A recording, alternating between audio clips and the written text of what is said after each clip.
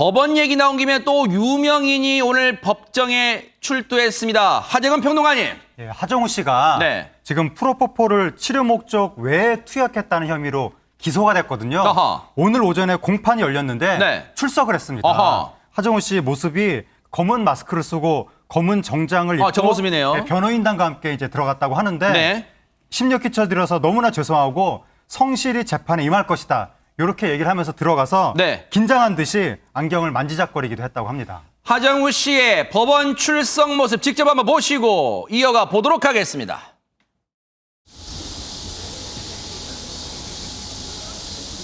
재판 앞두고 신경한 말씀. 네, 심려를 끼쳐드려서 너무나 죄송하고요. 성실히 재판에 임하도록 하겠습니다. 죄송합니다. 약식 기소에서 정식 재판 회부되셨는데 신경한 말씀 부탁드립니다. 일단 아직 이제 오늘 첫 공판이니까 오늘 한번 임해보고 나중에야 알 수 있을 것 같습니다. 여전히 치료 목적이었다는 입장이신가요? 네, 죄송합니다. 제가 나중에 또 말씀드리도록 하겠습니다. 박성배 변호사님, 하정우 씨가 받는 혐의 좀 더 구체적으로 시청자분께 좀 풀어드릴까요? 하정우 씨는 지난 2019년 1월부터 9월까지 향정신성 의약품이죠. 프로포폴을 불법 투약한 혐의를 받고 있습니다. 이 사안으로 벌금 1,000만 원 약식 기소 처분을 받았는데 네.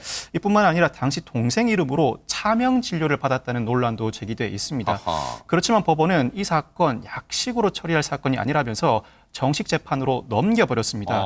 하정우 씨는 앞서 해명을 하긴 했습니다. 여드름 흉터로 피부과 치료를 받아왔고 레이저 시술처럼 고통이 따르는 경우에는 수면 마취 상태에서 치료를 받기도 했다고 해명했는데 아하. 그 취지는 투약 혐의 자체는 인정하면서도 이 투약이 피부 치료 과정에서 불가피하게 이루어졌다는 취지였습니다. 근데 지금 이 설명을 조금 더 시청자분들에게 이해가 쉽게 설명해드리려면 약식 기소하고 정식 재판은 어떻게 다른 거예요, 박성배 변호사님? 검사가 판단하기에 혐의가 인정될 경우에는 약식 기소를 하기도 하고 정식 재판, 구공판을 청구하기도 합니다. 약식 기소는 이 사안 자체가 인정되긴 하지만 그 사안 자체가 다소 경미해서 벌금형에 그칠 만한 사안이라는 판단이 들 때는 이 법원에 벌금형 처분을 내려주십시오라고 청구하는 것이 약식 기소입니다. 그렇지만 재판부가 보기에 이 사안은 단순히 벌금형에 그칠 사안이 아니라는 판단이 들 때는 정식 재판에 넘길 수가 있습니다. 이때는 정식으로 재판이 열리게 되면서 벌금형을 선고할 수도 있고요. 징역형이나 집행유예 선고가 이루어질 수도 있습니다. 향후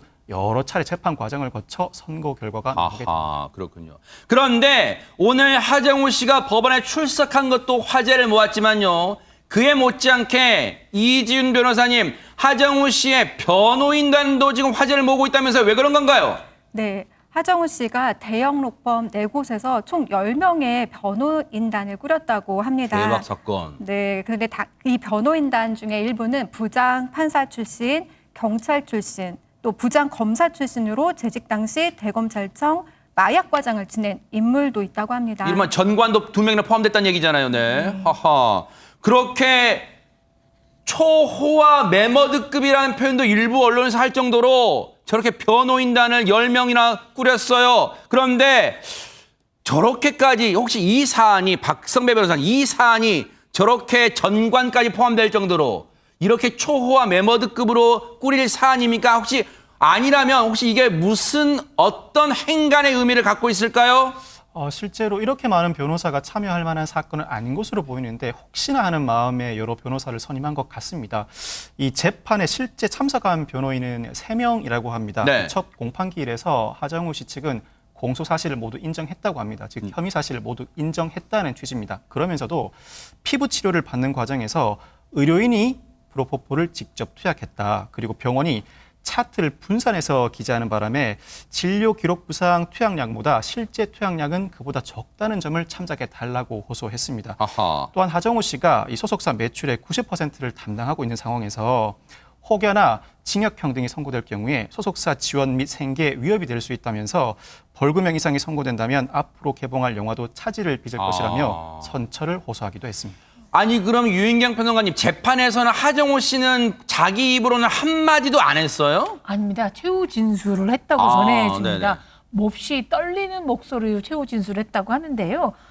굉장히 주의 깊지 못하고 경솔했는지 뼈저리게 후회하고 깊이 반성한다고 얘기를 했고요. 네. 많은 관심을 받는 배우가 일상에 좀 더 신중하고 생활하고 모범을 보였어야 됐는데 제 잘못으로 동료와 가족들에게도 폐를 끼치 정말 죄송하게 생각하고 머리 숙여 깊이 사과한다고 했습니다. 그리고 매우 부끄럽고 염치없지만 사회에 기여하는 건강한 배우가 되고 이제 이런 자리에 다시는 서지 않도록 나이가 많은 조심하면서 살고 사회에 좀 기여하는 배우가 되겠다고 얘기를 했으면서 재판관에게 선처를 당부했다고 하는데요. 사실 하정우 씨는 연기력과 더불어서 걷는 사람 하정우라는 책을 낼 만큼 이제 건강한 이미지의 배우였는데 최근에 프로폴이라든가 그다음에 뭐 다른 이상한 보이스피싱한 사람하고도 연결이 돼가지고 좀 안 좋은 소식이 들리는 것 같아서 이번 재판을 계기로 진짜 국민에게 사랑받는 배우로 거듭나시기를 부탁드립니다. 네. 뭐 보이스피싱범한테는 아주 온갖 기지로 멋지게 퇴치했던 게 또 화제를 모기도 했었는데 좀 요게 이제 이 씁쓸한 소식이 들려와서 팬분들은 지금 많이 실망하는 모습도 있어요. 그런데 법원에 출석 이후 이 나오는 모습 한번 보시고 이어가 보도록 하겠습니다. 예, 재판 잘 받았고요. 네, 앞으로 더 주의 깊게 조심하며 살도록 하겠습니다. 네. 오늘 어떤 부분 감사합니다. 좀 주로 소명하셨어요? 그냥 뭐 전반적으로 다 말씀드리고 네, 잘 끝났습니다. 네, 앞으로 진짜 더 조심하며 살겠습니다. 죄송합니다. 예, 죄송합니다. 그 변호인 10분 선임하신 이유가 혹시 있을까요? 아니, 그게 다 글쎄요. 그거 나중에 말씀드릴 수 있는 부분이 있을 거예요. 네. 뭐 특별한 건 아닌 것 같아요. 아직 선고는 안 나왔습니다만 미리 좀 예상해 본다면요, 이준 변호사님. 네, 검찰은 하정우 씨에게 동종 전과가 없고 혐의를 모두 인정하는 점 등을 고려해 벌금 1,000만 원을 구형하고 8만 8천 원 상당의 추징금도 송고해달라고 요청한 상태인데요. 다음 달 14일 날 선고 공판이 예정되어 있습니다. 네. 혹시 박성배 변호사님, 검찰의 구형량, 왜냐하면 이번에 재판도 검찰은 애초에 약식 기소, 정식 재판 갈 필요 없다. 약식 기소로 하자 했는데 법원이 아니다. 이건 정식 재판 해보자 했잖아요. 검찰의 구형보다 법원의 판단이 좀 높아질 수는 있어요. 어떻습니까? 이 재판부가 이미 약식 기소에 대해서 정식 재판으로 넘긴 상황이기 때문에 같은 법원인 재판부가 벌금형을 초과하는 적어도 징역형의 집행유예를 선고할 가능성은 충분히 남아 있어 보입니다. 이런 경우에는 하정우 씨가 우려하는 것처럼 실형이 선고되지 않기 때문에 특별히 자신을 둘러싼 가족 등 소속사의 생계에도 특별히 영향을 미치지 않습니다. 이러한 점을 감안해서 이미 재판부가 정식 재판에 넘긴 만큼 이 재판부가 검찰의 구형량에도 불구하고 징역형 이상, 즉 징역형의 집행유예 등을 선고할 가능성은 충분히 있어 보입니다. 하나 더요, 박성배 변호사님. 벌금 1,000만 원은 법에 정해진 형량이라 쳐요. 그런데 추징금 88,749원, 이건 뭡니까? 아마 추징금은 몰수를 대신하는 것입니다. 즉 불법 투약 혐의가 발각된 경우에는 불법 투약한 약물과 주사기 등을 몰수해야 합니다. 그런데 몰수를 할 수가 없을 때 그 물건들이 이미 하정우 씨에게 귀속된 상황에서 모두 사용되거나 처분되어서 더 이상 존재하지 않을 때는 추징을 하게 되는데 그 약과 주사기 등의 가액이 이 정도 금액이라고 보고 검찰이 추징금을 선고 요청한 것으로 보이고 네. 재판부도 이 추징금 금액에 대해서도 독자적으로 판단을 하게 됩니다. 네. 혹시 안진용 기자님, 하정우 씨 재판 선고는 다음 달에 있어요. 14일. 그런데 혹시 재판 결과가 영화계에 미칠 영향도 있어요? 어떻습니까? 꽤 클 것으로 보이는데요. 하정우 씨 변호인이 이런 얘기를 합니다. 벌금형을 초과하는 형이 선고되면 영화 제작에 큰 차질을 빚게 된다. 이게 어떤 의미냐면요. 하정우 씨가 이미 영화 보스턴 1947, 야행, 피랍 등의 촬영을 마친 상태인데 이미 마쳤어요? 네, 이 영화들의 제작비가 100억을 훌쩍 넘습니다. 200억 안팎인데 블록버스터네요. 그렇습니다. 하정우가 실형을 받게 되면은요, 이 작품이 제대로 개봉이 힘들고 결국 하정우 개인의 피해가 아니라 이 제작 관련된 모두의 피해로 돌아갈 수 있다는 얘기를 하고 있고요.